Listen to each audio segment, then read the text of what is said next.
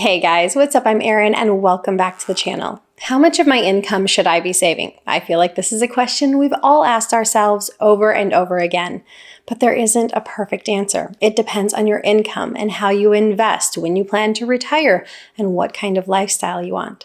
But what if I said how you structure your savings could easily make a several $100,000 difference in your portfolio, all without you having to make massive sacrifices? Let's break down two approaches. One where someone saves a specific dollar amount and another where someone saves a percentage of income, and how this one decision can compound into life-changing results over the course of an entire career. Let's compare two individuals who are both diligent savers and investors. We have Emma, who saves a fixed dollar amount over the course of her 45-year working career, and Jake, who saves a percentage of his income throughout that same 45-year working career. And throughout this duration, we'll assume they have the exact same income at each stage of life. Now, I think a good starting point is the median income at every age. For 20 to 24-year-olds, the median income is about $45,000. For 25 to 34-year-olds, it's about $57,000. For 35 to 44-year-olds, it's about $65,000. For 45 to 54-year-olds, it's about $68,000 a year. And for 55 to 64-year-olds, it's $62,000 a year. We'll assume that these are the incomes our individuals have. We'll assume they have a working career that spans from the age of 20 to the age of 65, at which point they step away from the workforce. And they both have the same starting point when it comes to saving and investing. Emma is going to start out by saving 10% of her income at the age of 20, so $4,500 for the year. From that point on, she always saves this specific dollar amount, regardless of what happens to her income throughout the course of the years. For those 45 years, she saves $4,500 each year. Let's fast forward to the age of 65 and see what her portfolio looks like. Well, after 45 years of investing, assuming an 8% rate of return and investing $4,500 every single year, Emma would have a portfolio of roughly $1.7 million. This is a pretty impressive portfolio built on a fairly modest savings rate over a long period of time. Never underestimate the power of getting invested early. Now let's run the exact same example for Jake. We're going to assume he has the median US income at each stage of life, just like Emma, but the difference here is that he's always going to be saving 10% of his income. When he starts out saving at the age of 20, he's going to have the same rate of savings as Emma did, 10% of his income. His income's $45,000 for the year, so he'll start off by saving $4,500. But every time his income increases, he'll actually save a little bit more just because he's always saving 10% of his income. Following this strategy, after 45 years of investing, assuming an 8% rate of return and consistently investing 10% of his income every single year, Jake would have a portfolio of roughly $2.1 million.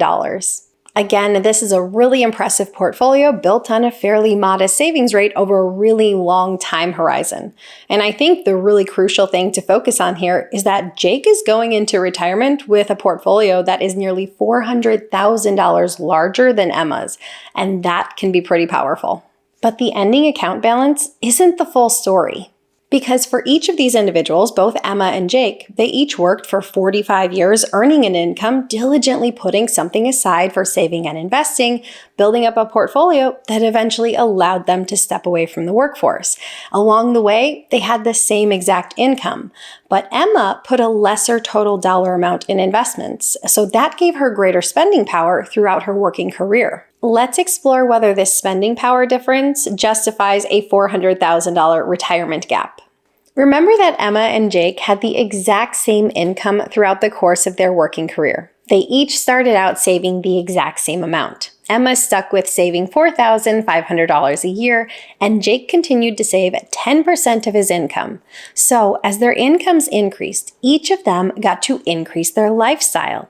In her peak earning years, Emma was able to spend around $63,500 a year. If we compare that to Jake, in his peak earning years, he was able to spend $61,200 a year. So, not really that big of a difference. In terms of total lifetime spending, Emma had a total lifetime spending of about $2.54 million, and Jake had total lifetime spending of about $2.47 million. So ultimately, Emma put away a total of $202,500 of her own money into investments, and Jake put away $274,500. So absolutely, Jake did save more, but the difference isn't as dramatic as you might think when you spread it out over the course of an entire working career. When we compare when the difference was the largest, when their incomes were at the absolute height of their career, Emma only had an extra $2,300 to spend for that year. It really isn't an earth-shattering amount, but then fast forward to retirement, and this results in a $400,000 difference in portfolio sizes. Breaking down the $2,300 a year to a monthly number, it's $192. This is such a small amount, but when compounded over the course of a lifetime, it can result in dramatically different retirement lifestyles. And keep in mind, this is the point in their careers where their spending and savings amount were the furthest apart. There were many times throughout their career where it was much closer together or absolutely identical. So the point here is that it doesn't require great levels of sacrifice to make a big difference over time. Also, importantly, both of these individuals got to increase their lifestyle throughout the course of their career. As they made more, they got to spend more. And I think that's something important to focus on because it's so important to enjoy the money you're working so hard for. Enjoy it today as well as in the future. So Emma ends up with a portfolio of about $1.7 million, and Jake ends up with a portfolio of over $2 million. Let's look at the types of incomes they could generate from these portfolios in their retirement years. If we utilize a 5% rate of withdrawal, Emma would be able to pull about $87,000 from her investments on an annual basis, and Jake would be able to pull about $107,000 from his investments on an annual basis.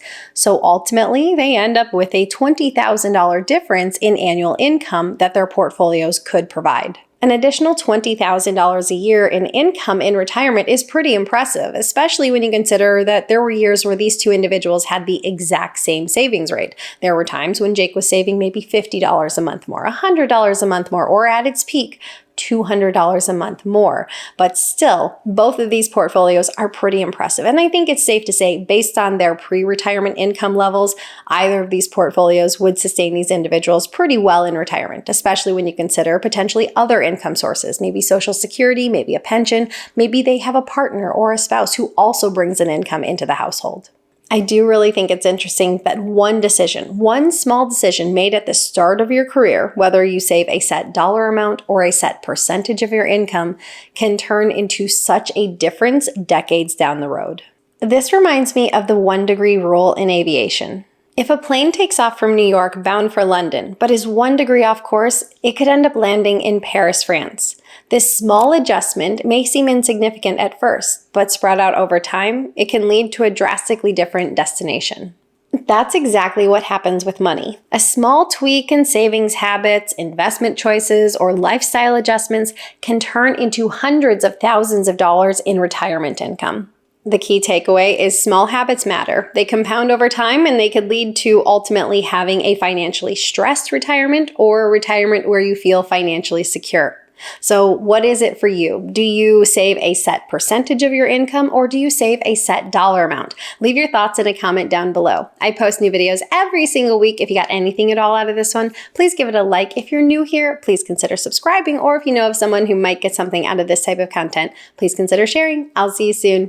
Bye. Isn't a perfect answer. Did you hear my stomach? Oh, that's not gonna do. Hey, look, it's a picture of me for a thumbnail. Ah. That was a good haircut. That was like the one time I paid for a haircut in the past decade. Might be worth doing again. Plan to retire, and it's a good stopping point. Oh, jeez, oh, jeez, oh, jeez. 35. My neighborhood group chat. That's gonna go off about 4,000 times. Crap. And mute. I think we're muted. Trying to figure out what everyone's bringing to the Super Bowl party. Thighs. when you know you have one sentence to say and you can't say it.